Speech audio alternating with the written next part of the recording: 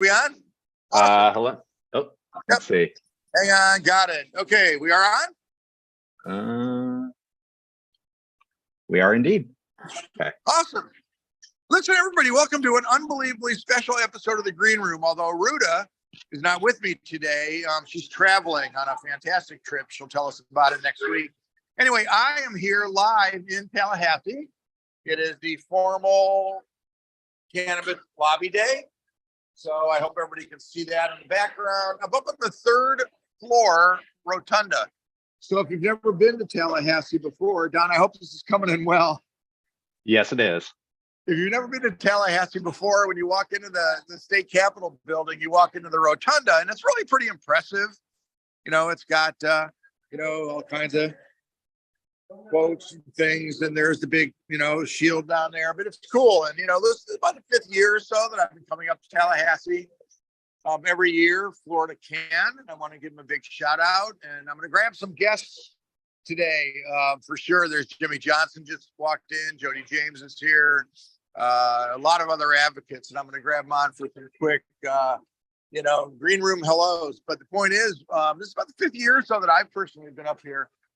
Florida Cannabis Action Network has been up here every year for years, really blazing the trail all the way back to Amendment 2, low THC products, really fighting hard to establish, the landscape here in Florida. And I always tell everybody, listen, I'm an Ohioan. I'm going to go into the grave wearing my scarlet and gray for the Buckeyes and brown and orange for the Browns, But here in Florida, we have a lot of work to do. And I want to ultimately say I'm a proud Floridian. And, the work that I can do here in the medical cannabis space, it could be something that could be really significant and meaningful, which is why I'm passionately up here doing what we do every year. But it's not just me. And once again, you can see the whole crowd over there. Interestingly, I'm going to walk around a little bit as we go. Interestingly, so we got other groups here. Here we go. We got Hemp for Water, of course. Hey, Barry, how are you? Yeah, good. So you're on the green room? Yeah. And, we have Steve Edmonds here. And listen, he does his thing with Hemp for Water, and it's significant and important. And tell us a little bit about it, because, listen, that's why I got you here. I want to make sure that as we're in the green room, everybody understands that this plant has such promise from so many different angles. So just go ahead and tell us what you're up to, man. Sure, man.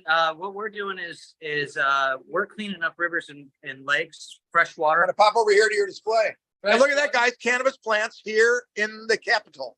Yep. Go ahead. We do something called phytoremediation. Yep. To show everybody. Of course. Yep. This is how the plants can help us clean up the nitrogen and phosphorus, which is feeding the algae, causing the super blooms, causing the red tide, causing the brown tide. Sure. And this is one way that we can naturally, without chemicals, without mechanics, help fight that. How long have you been working on this concept? We started in 2013. Wow, sure. Yeah. And are you getting traction here in Florida? I mean, you're actually right, of course, like everything else. Yeah, we're getting a little bit more attention. We're doing Sure. great with our partners at South Florida State College down in. That's what we want to hear, that we're working County. on the research Yep. and doing what needs to be done. We've got a team led by a biochemist and Dr. Kate Calvin. Right. So it's not me doing the numbers. It's real science. It's And it's so important, everybody, when our politicians walk by and they see the other uses of the plant. Thank you so much. You're welcome. And I'm gonna pop around and see what else is going on. But this is great stuff, because look at all the stuff that hemp can be used for concrete and building. And of course, it's always been used for fabrics and ropes and, and sails in the old days and everything. And of course, from that critical medicine that we all know that we can benefit from, CBD, of course, that's prominent, in other cannabis plants, and the other minor cannabinoids. Over here, guys, very interestingly, we have our probation officer guys, and we love them too. And listen, just to say that I have many clients, may we say, in the medical cannabis program, and my probation officers in Sarasota County will send their clients to me because they want them to be legal. They don't want them to slip outside of the law. And of course, many of them have had drug problems, and a lot of them stay off the harder stuff by the appropriate utilization of cannabis. So we do appreciate everything that you guys are out there doing. And listen, I'm also fighting for the rights for first responders and our paramedics and police officers, quite frankly, to also have access to cannabis, because let's face it, it should be utilized safely like every other substance, and Ativan, Xanax, alcohol. So I thank you guys. We're fighting for you too. Anyway, and what else we got going on? So, oh, good. Listen, I got some fantastic guests here, and we're going to pop on over in a second. Listen, I had an unbelievably unique day yesterday, everybody. So, Don, am I holding the camera like bad, good? Did I get Steve Edmonds in the pick? Okay, great. No, everything's good. I had a really unique day yesterday, and I want to bring everybody up to date on what's actually going on up here in Tallahassee. There's the welcome to Florida's capital sign. Now, listen, it's busy up here. I mean, people come and represent really all of their different causes. So today is the Cannabis Day. And the interesting thing, we're located in a location where all the representatives tend to walk by as the day goes by. But there are some critical things going on up in Tallahassee right now. And the most important, I think, to the medical cannabis world is the attempt to bring our telehealth services back for our recertification patients, not for new patients. Most of the physicians that I know and that I meet with were really conscious of making sure that we maintain the educational level at that initial visit, right? It's funny, you guys don't see me wearing a white coat very often because I'm typically in my scrubs when I do the green room. But when I come to Tallahassee and I speak and I represent cannabis, I put on the white coat to make sure that people know in Florida that cannabis is medicine. So last week was the first hearing. Boy, Don, I know it's interesting. We didn't do the green room last week because I was in Tallahassee last week as well. I wasn't planning on coming to Tallahassee until I got a call on Tuesday that the first hearing for the telehealth bill was actually going to be on Thursday. So in spite of my good suit being at the cleaners, okay, Patty, who is also on cruise away this week, that's why I would have brought her in as my guest host this morning. But the point is she's on a cruise away this week, so I can do my own driving this week. But last week, Patty drove me up, and I did appear in the House committee that was hearing Representative Roach's telehealth bill. And listen, it passed 16-0. And that was fantastic. And I had a chance to speak. And, I call it, my 2-minute snippet. When you come up here in opposition to things, you're lucky if you get 30 seconds. When you come up here at the request of the sponsor of the bill, then they give you a little bit more time. So even though I was asked to be brief, and I was able to get in the critical points that cannabis is medicine. And also the fact that doctors need every arrow in the quiver now. And there's a new legislator here in the Florida House. He's a doctor. His name is Dr. Joel Rudman. And he's going to be very important as we go forward in Florida because, he's just starting in his first term. Representative Ralph Mazzullo is the other doctor in the House, but he's going to be termed out. And listen, we've shifted Dr. Mazzullo's feelings over the years by education. And Dr. Rudman has been very gracious in really being ready, willing, and able to process the discussion about medical cannabis. And I'm really happy about that. Very interestingly so, after my appearance last week, Dr. Rudman asked me to come back to Tallahassee this week. I was coming on Thursday for Cannabis Day anyway.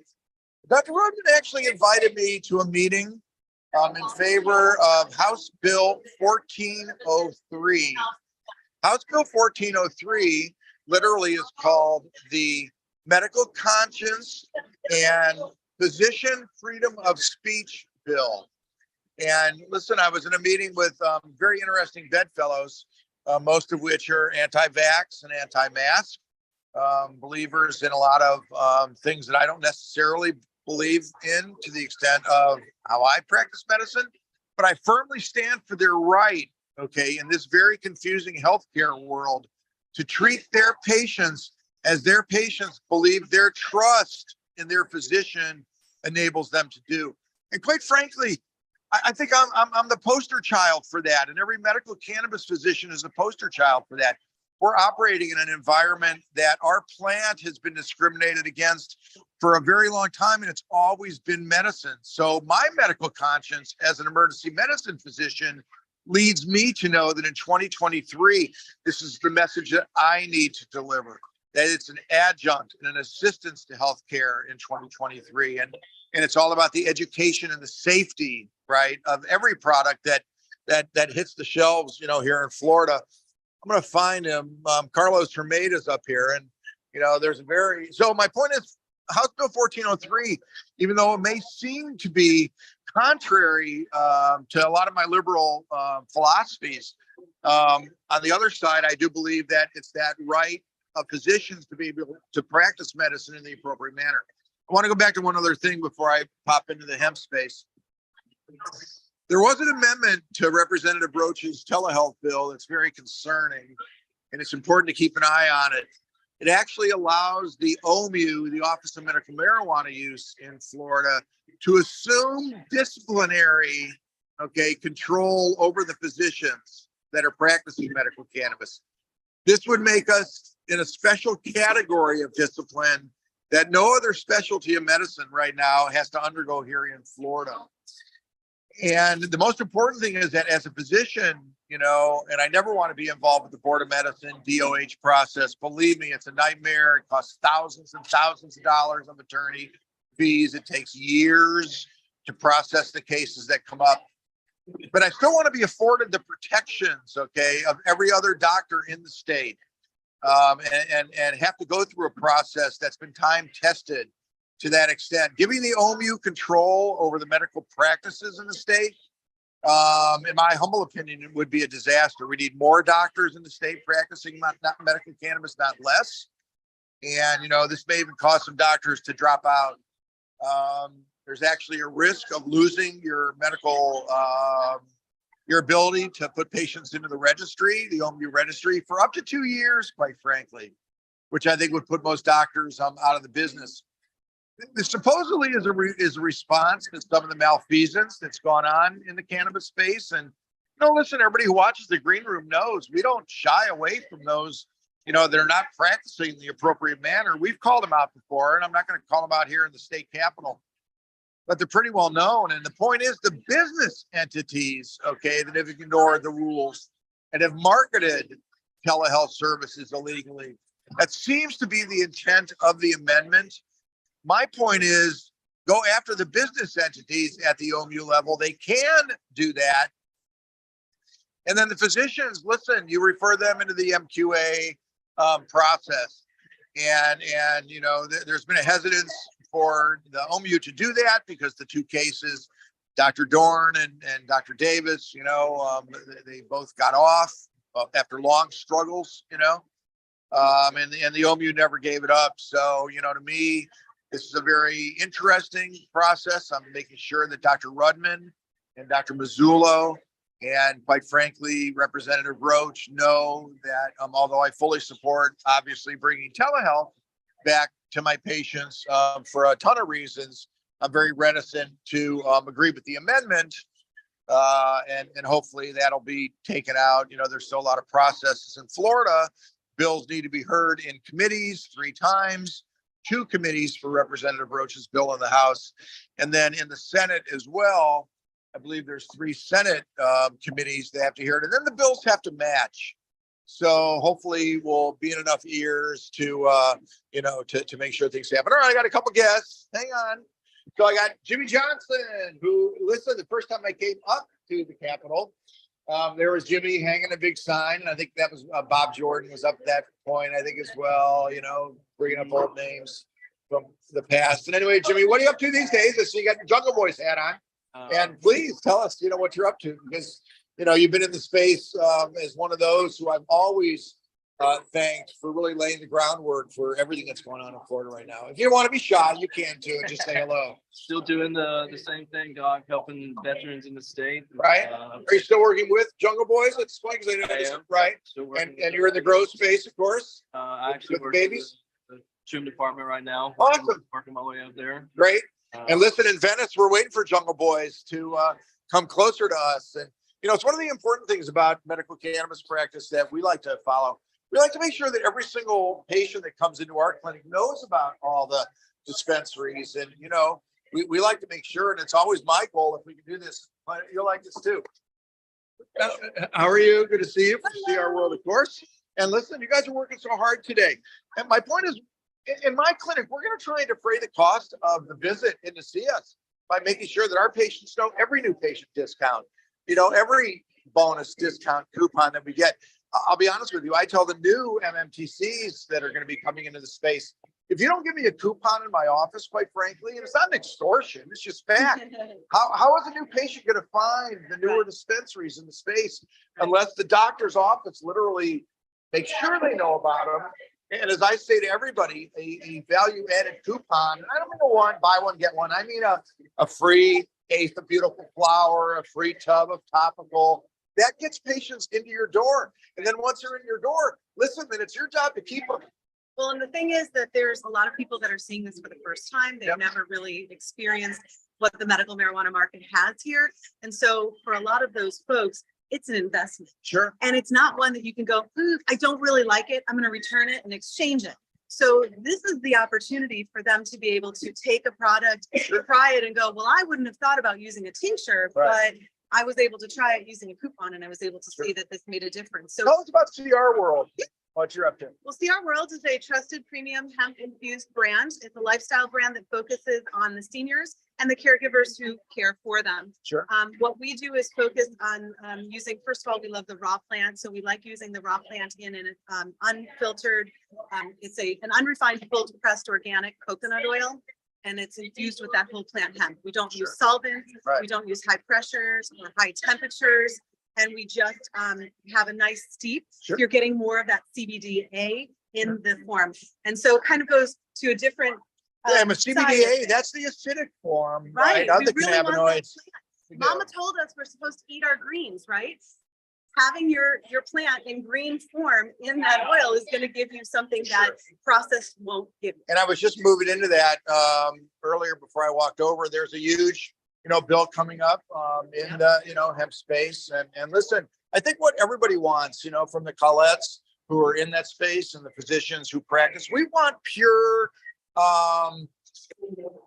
product that's properly labeled and properly tested and reliable for patients. Right. Because they are looking for those higher grade CBD products, CBC, CBG, those other minor cannabinoids that I've always encouraged, that you guys to provide, because those don't come from the MMTCs, guys. And that's always been a big hole, in the Florida program. And, it's tough for doctors necessarily to know who to send their patients to for the CBD products. Just remembering that, the plant works in lots of different ways. Having access to it in lots of different ways is extremely important, because what I need today might be different than what I need 3 weeks from now. I'm using it from everything from gut health to brain health to whole body relief. Well, that's the beauty of cannabis, and really what I talk to when I come up here and talk to the politicians. I have a quick 30-second elevator speech that really consists of saying, and doctors too, if your image of cannabis is if your image of cannabis is the guy on the front of the zigzag paper smoking the joint, okay, then you're stuck in the 1960s and 70s when here we are in 2023.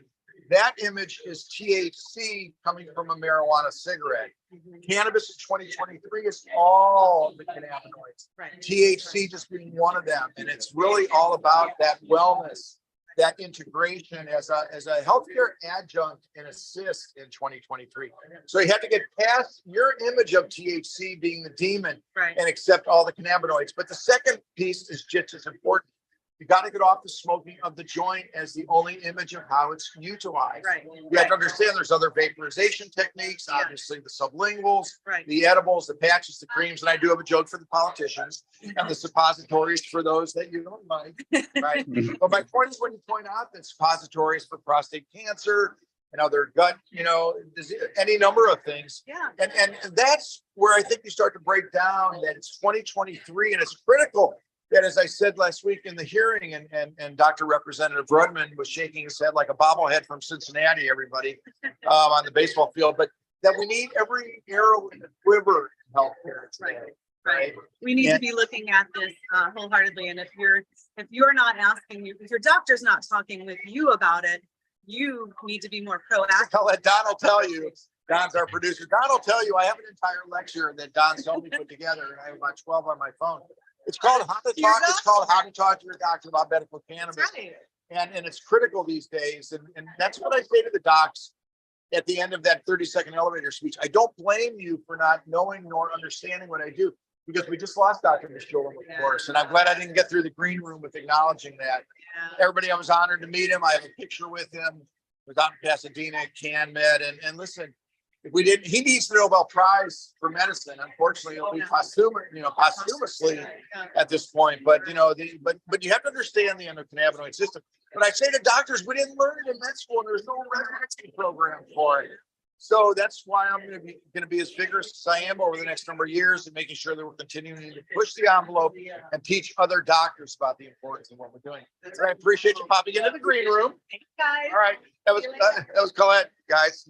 She's doing great. So here's some of the stuff that we got hanging around here up at the Capitol, and you can see people starting to come around. All right, let me get Dana Kniffen here. Hi. Listen, she's one of our panhandlers. And listen, tell us about Canada Crew and all that stuff. Yeah, Cannabis. Crew to Cannabis. Florida, we are the first ever Mardi Gras advocacy group. Did you hear that, Don? Mardi Gras Advocacy Group. I love that. We do everything from raising food for Mana Food Drive to painting the Nisi Bridge for Graffiti Bridge Project. We participate in all kinds of When you on the community floats work. and you throw out the beads and Yeah, all that we do type the of fun stuff. stuff. I mean, you gotta do Right. the fun stuff, but it takes Sure. a lot of money to throw free stuff. But I know you've also painted bridges and done other, Yeah. right, all the activist type of things. Once again, up here is a huge participant in the Florida Can Day. And I hope everybody's enjoying this glimpse of really what's going on here in the Capitol. We got balloons and, we got kids. We got our probation guys over there.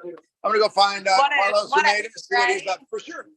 It's all about, cannabis. And, listen, we're in a very interesting and critical phase. Here's Jody. So listen, Jody, of course, would be all about on a can and listen, so appreciative of everything that she's done. Really, we were just showing everybody the excitement of what's going on here today. And I thank you so much for all of it. And I get to see the kind of day it's going to be. The Capitol is so busy. It will be packed. No doubt about it. And here's Josephine. So listen, you guys have all been? Yes, in the green room. This one's been incredible. Able to circle around with Steve Edmonds, get a little bit of a hemp talk, got Colette on there. Listen, what a fantastic morning. And Don, I have no idea what our timing is. Okay, good. We still got a little bit of time. All right. Oh yeah, we got 13 minutes. It's nice to see around there. It's nice to see the community of people that not only want to get better, but also want to help each other and do good for everybody else. So, seeing people who want to paint buildings and just want to get better together is it's so nice. It's the one thing that we've always known, and if Ruta were with us today, she'd be nodding her head vigorously. It is the patient's stories. It is the patient's stories that do move the needle, right? So I'm proud to be here, happy to be here, have my white coat on. But a patient story always means more.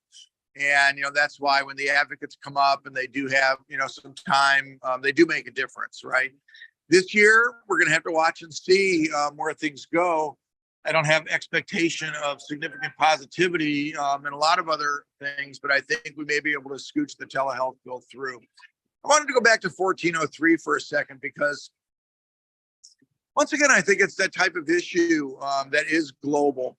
And I think as we go forward and we go forward towards legal adult use here in the state of Florida, it's critical that we maintain the integrity of the medical program. And, the whole hemp discussion is interesting because with all the Delta 8 products and, the other cannabinoids that are now, being pretty much sold in multiple venues, that's really the state's motivation at this point. The hemp bill that's being proposed and is going to be in the House committee for the first time on Monday, actually, is really quite dangerous to the entire hemp space. Literally removes every, let's call it synthetic cannabinoid off the market. It may also include the concentrated products in the MMTC world if it's interpreted in a certain way. So you're going to see tons of controversy about it. There's a lot of money being tossed around to try to stop this bill. There's a lot of money in the hemp space. People have invested all around the world in it. So it's not going to be something that's going to be rubber stamped, but I think it is something that is a motivation of the governor for any number of reasons. And, it may be the motivation of some MMTCs to the extent of keeping the market to themselves. So, it's complicated. I'm going to Now- continue. I'm going to continue to be here, speaking what I know to be the most important thing, is to not make criminals out of people. So I think this does that because so many people are in the CBD space and the Delta 8 space. It's going to be hard to untangle that. I don't want to see, anybody be made a criminal over this. Right. But what I do want is for every product that hits the shelf in the state of Florida, be it gas station, who would, but they do, or Better Smoke Shop or CBD purveyor, like my friend Angie Minat, up in Mindful Medicinals and many others who I respect. I want to make sure that the products that hit those shelves have been tested by the state of Florida, and that it's not just a Florida Fresh mark from the Department of Ag, but it's also attested that it is Delta 8 and not Delta 9, that there's no solvents, there's no additives, right? I think that's what patients want, and I think that's what doctors want as well.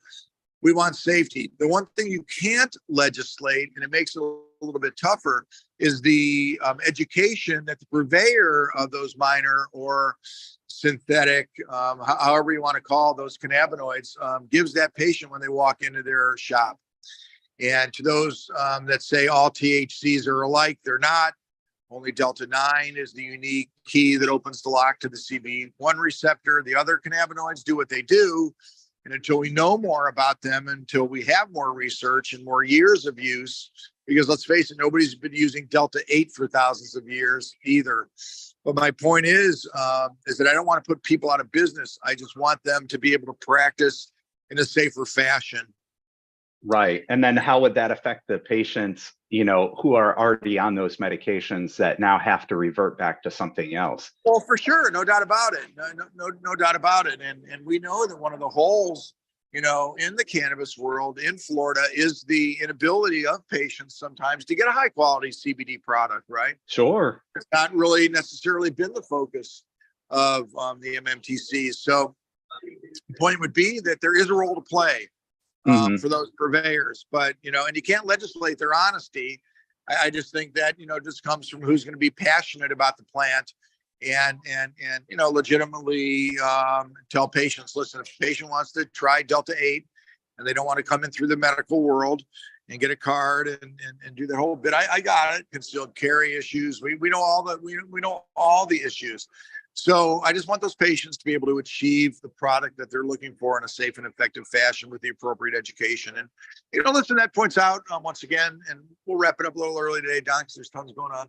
Sure. That's why I'm here, everybody, fighting for my rights as a patient, for your rights as a patient, for doctors' rights, once again, to be treated like every other doctor. Representative Roach last week, I spoke with him. He wants medical cannabis patients to be treated like every other patient.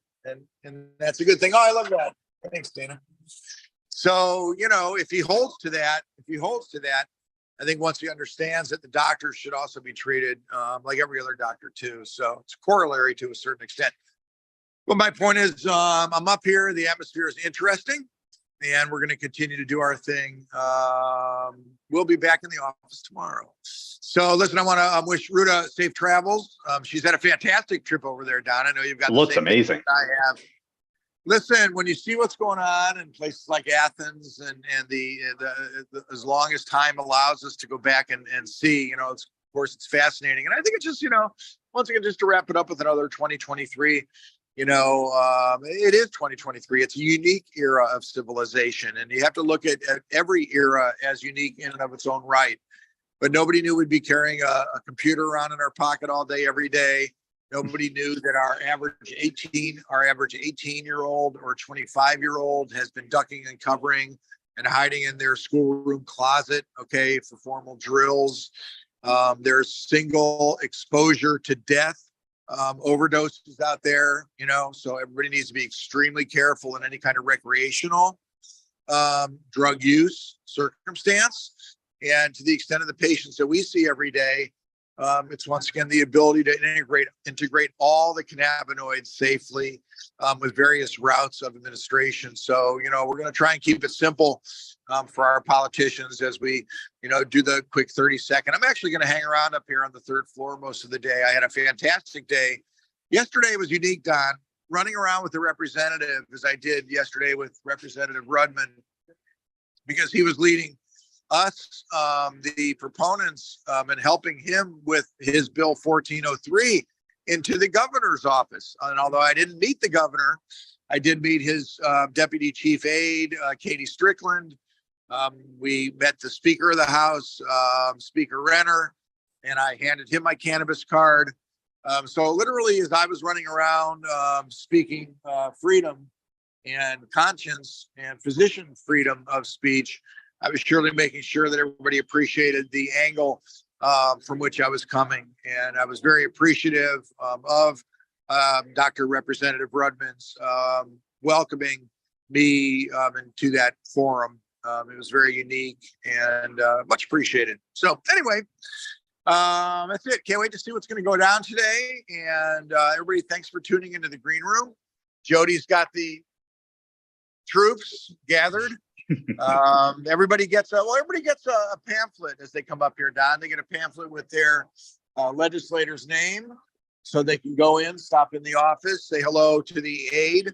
It's going to be hard to get the representatives themselves these days today, because they're in committees in the morning and then they do session in the afternoon. So I think my best use will be hanging around here and answering questions as people come by, and joyfully so. So Don, thanks so much for getting this together.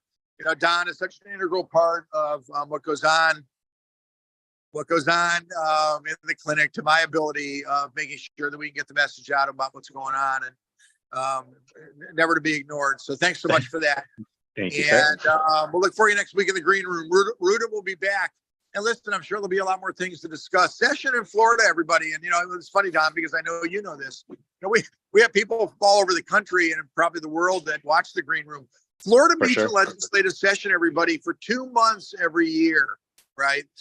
And I used to think that was pretty crazy coming down from Ohio. But then when you hear that Texas only meets once every other year, then it's not quite so bad. But they're only obligated to do one thing and one thing only in Florida during session. And Maria Hurley, past president of Florida Can.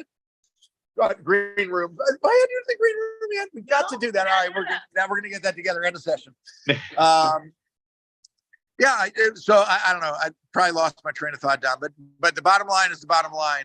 We're going to be here next week, making sure that we are working hard and making sure that we can make all the positive reforms as we go forth. So everybody, we'll see you next week in the green room, and be safe and healthy. And we'll look for you next week. All right, Don, thanks.